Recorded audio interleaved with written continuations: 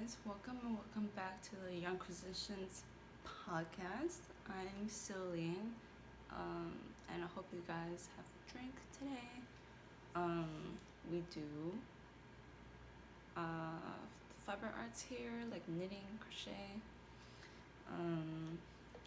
and I have boba from yesterday, and this drink also from yesterday, and this is a Earl Grey milk tea. Take a sip. This is like my second time filming, so please bear with me. My phone had like no storage left, so it kept cutting me off. And now I should have about 20 gigs, so it should be good. Let's see.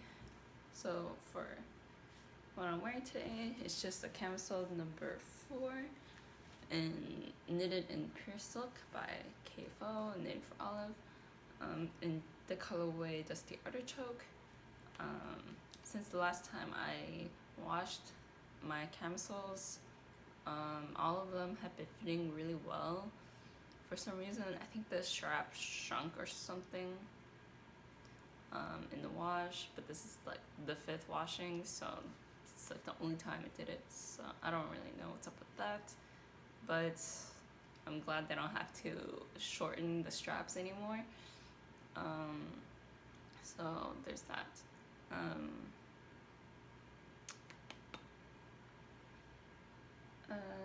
So for my finished object, I have a few swatches and a sweater. This is the Lourdes genser from Sandnes garn 2109 that came out last year. It's the DIY one. I think they have a new one this year, but I don't think it's out yet. And this is the lace pattern, I guess. For some reason, when I started it, I didn't think it was lace, but obviously it is, so there's that. Let's see, starting off, I used Purl Row lightweight. This is what I have left of the second or third skein. I don't know anymore at this point, because I thought I bought 4, but it's like 450 meters or 400 meters, and then you times it by like 3 should be enough for a sweater. I must have bought 1600 meters. If I did, then I bought 4. So I probably did, so this is probably the 3rd skein, and it's probably about 25 grams left. So yeah, I used quite a bit, and this pattern is supposed to take 5 balls of Sunday. The Sunday is from sandnes garn, is a finger weight yarn, and it's merino as well, not superwash, and it's around 230 meters per 50 grams. Just about. So it's like a light fingering weight, but it's also not single ply, and this is, so it's a little different in that aspect. So if you calculate that, and it's only 5 balls, then that's 800, like 1,000 about. So that sounds about right. 2.5 skeins. So yeah, that's sounds about right. 2.5. So I have one full 100 grams untouched left, and then this much. But although it's a little less than half left, and then I have this much left of the ballerina, and this is KFO soft silk mohair in colorway ballerina, and this is the colorway ballet pink, and yeah, it made this mohair made it much lighter in color, or slightly lighter in color, and yeah, like a softer pink, and that's my goal for using this mohair. And I had 6, and this is the 6th ball, but the pattern says you need 5, so definitely get the 6th one. And this is the smallest size as well, and the small size is huge. The length is like 64 centimeters, but the pattern says it was supposed to be 60, so I found that a little annoying, because they have the stitch gauge, but they don't have the row gauge in the pattern, so that's super annoying, but that's how it's gonna be. But yeah, this is more of a mock neck, so if you're looking for a mock neck, this is that for you. Yeah, because it's kind of goes up. I can just wear it really quick for you guys.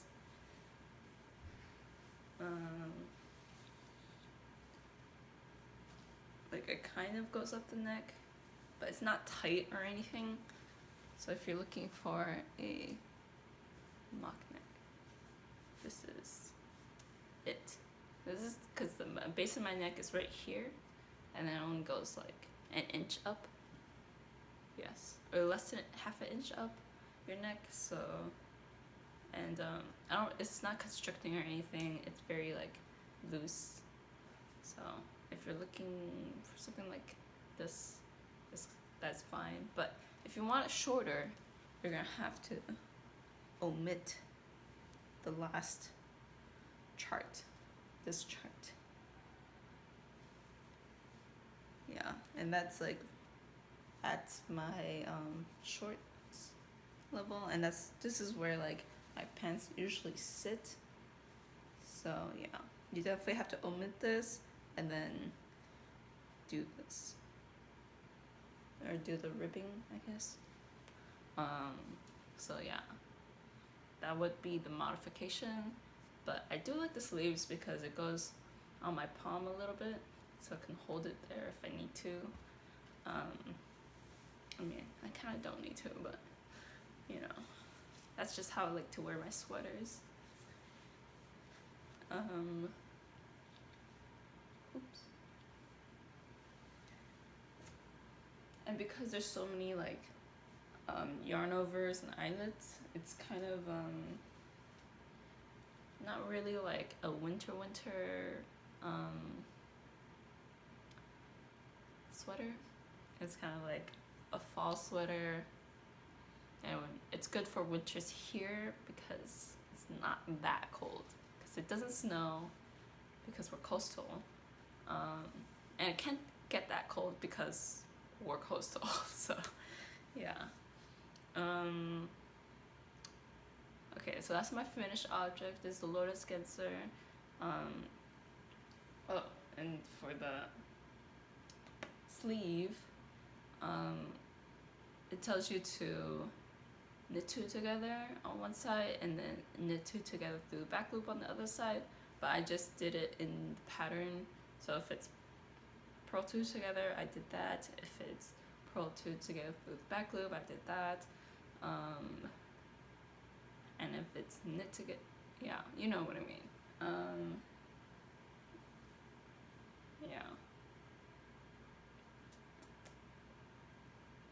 And I did a big oopsie that is very, very visible on the body. But only did it here. So technically this knit is supposed to be a purl, but I made it a knit.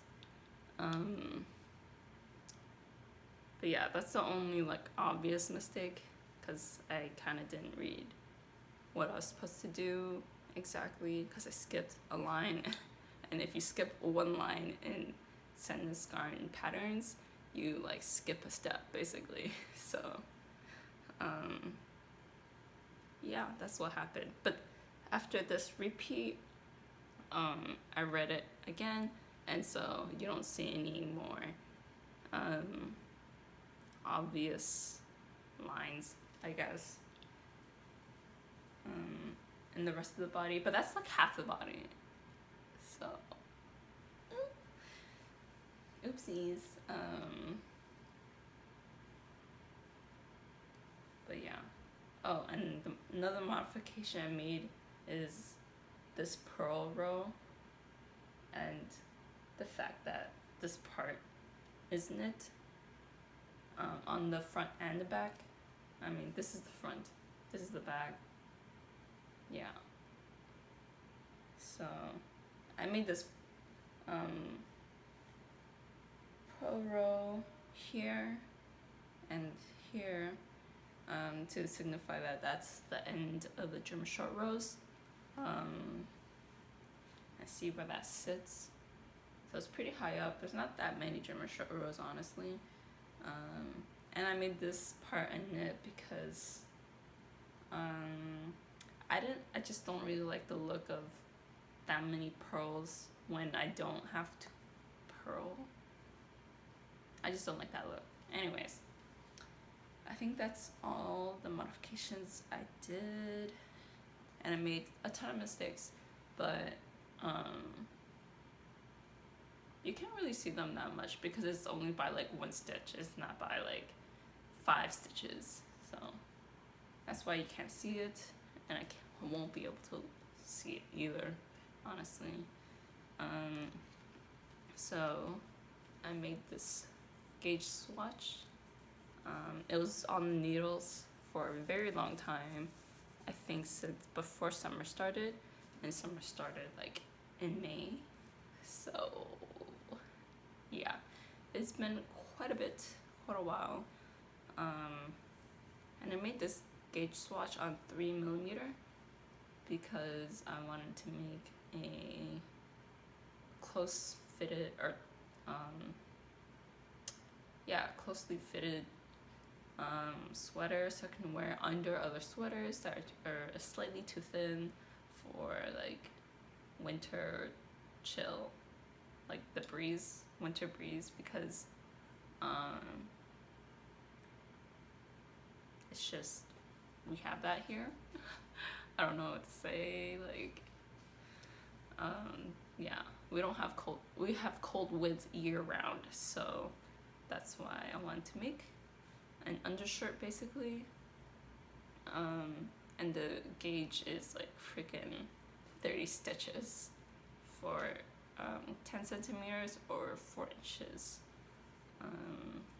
Yeah. And I finally finished it because I wanted to gauge swatch for another project, or another test knit that I got in. So the test knit is the Sporty Knit Skort by Handmade by Florence. I think that's the official name, and I applied for it this week, and I didn't think I was gonna get in, but alas, I got in. Yeah, so this is my swatch for it. It's made with, can't see it at all basically. It's made with 2 strands of, I didn't even say what it was. 2 strands of extra fine merino, and 2% vicuña, which is negligible, in black. And it's 850 meters, and it's a 4-ply. And because it's a 4-ply, I had to double it to get gauge. Yeah. And it's on a 3.5 millimeter needle, and the gauge is 23 stitches and by 30 rows, but I didn't measure the rows yet, so we'll see about that. And so I don't want to start it until I know like how my row gauge is. So yeah. I mean, it's not that important. You could just knit more rows as you go, because it is top down. So yeah. And this, because it's a skort or skirts and shorts, it does require an elastic, like a waistband elastic, so it's quite thick, which thankfully I do have, because I made some masks and they're all out of elastic except for waistband elastic, basically, so I had to use that to make masks. And I gave those masks to my cousin because I wasn't really that concerned with wearing a mask at the time, which was like March 2020, around there. So it's been in my stash for a long time, the waistband. So yeah, I'm excited to get this started, but I've been working on something else, and that's why I haven't started it. And the something else is the next web. This is my progress on the cargill sweater. It looks like it's made for a kid, but don't worry, it's my size.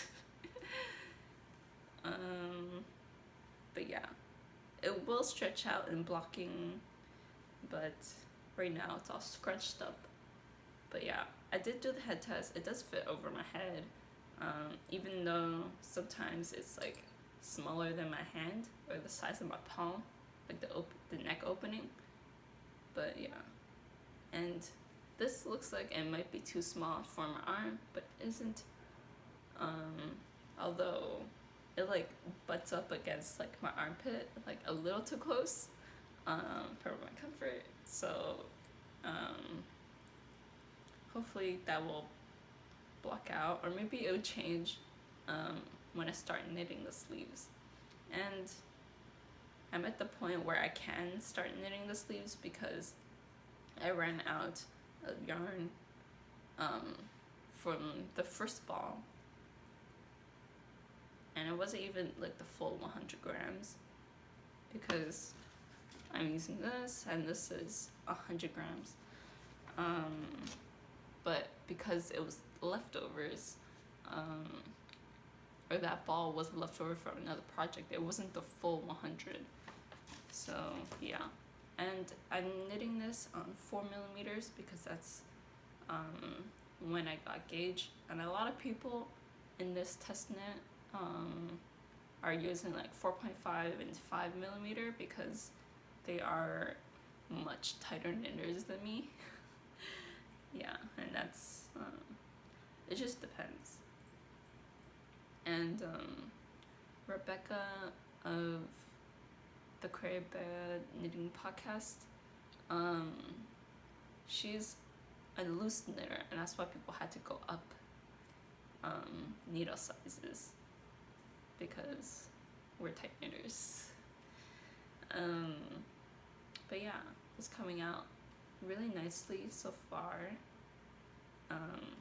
And then the raglans are kind of, or like the raglan is kind of difficult in the sense that you have to keep track when to do the increases because it changes. And but yeah, after you split for body and sleeves and you only knit the body is like so easy because no increases, no decreases, it's just straight. So yeah, the body is nice, and the sleeves are kind of the same. I just need to pick up because I'm ready to do sleeves now. And on one side I have the soho cord, so I'm gonna start that side first, and then yeah, finish the sleeve and pick up stitches for it. But yeah, this is where I left off yesterday because I didn't want to like pick up stitches or start the sleeve and then have like a ball hanging from this. And I did try it on. It is like sitting like up here right now, but whatever, that's just how it is because this is made to be very fitted, but it's still positive ease. It's not supposed to be zero ease. It's like made to be like 2 centimeters to 8 centimeters, so up to maybe like 4 inches of positive ease at most. But yeah, for me this is 1 centimeter positive ease. So because my bust size is 75 and it's supposed to be for 76, I think. But because it is a stretchy fabric, it doesn't really matter that much. I'm sure I'll block out to be positive ease anyways. So yeah, enjoying this knit so far. And yeah, you can tell where I started, right? And yeah, I do like the neck shaping as well. Oh, but yeah, I think I should do the neckline first before the sleeves. But yeah, it's really fun working with Rebecca, and she's like super fast response, so that's kind of stellar. I definitely wouldn't have been that fast in responding to testers for sure. And I'm using finita yarn in aquamarine because those are my leftovers. And this is colourmart kid mohair silk special in the color aqua. And for my size, you need like a little over 1,000 meters, so yeah. So it's definitely, even for a all over patterned sweater, it doesn't use as much yarn as the Jenny sweater, so. And it's a little easier than the Jenny sweater just because the repeat is only like 4 rows, but the repeat in the Jenny sweater is like 7 rows.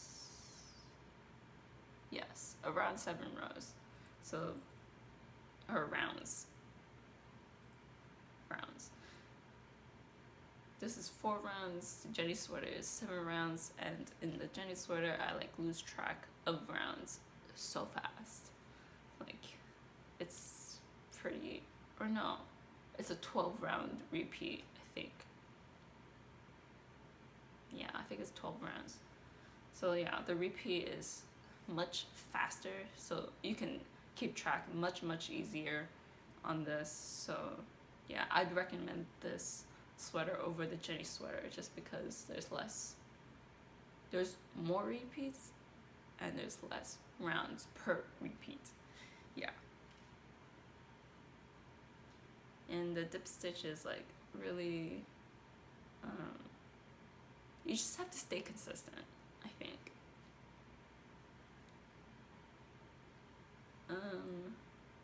Although now that I'm looking at it, I think one side is definitely longer than the other side, but then when you look at it like this, you don't really see it that much. Maybe you do. But I'm not gonna redo it, so yeah. Maybe it'll block out. But who knows, because mohair is notorious for staying in place. Yeah. And I think that's all I have to show for this week. It's kind of a lot, kind of not that much, but I did get a lot of progress on this one, considering I haven't even cast it on last episode. Wait, have I cast it on last episode? No, I definitely haven't. I only like did the swatch, I think. Yeah, and the mohair, the colourmart mohair is, I'm feeling it, it's a little drier than the KFO mohair. So maybe I'm still partial to KFO. I haven't tried Isair, so and everyone like raves about that mohair because it's like the softest mohair ever. But people also say that Suri alpaca is way softer than mohair in general. So I haven't used any like lace weight alpaca that's fluffy, like mohair is fluffy, so we'll see about that in the future if I ever get it. Like I may never get it, considering my track record for buying into trends, which I don't really do that. Like sometimes I try, sometimes it just doesn't work out. Okay, this is it for this episode. I'll see you next episode. Yeah, bye. Hope you guys had a fun time knitting. See ya.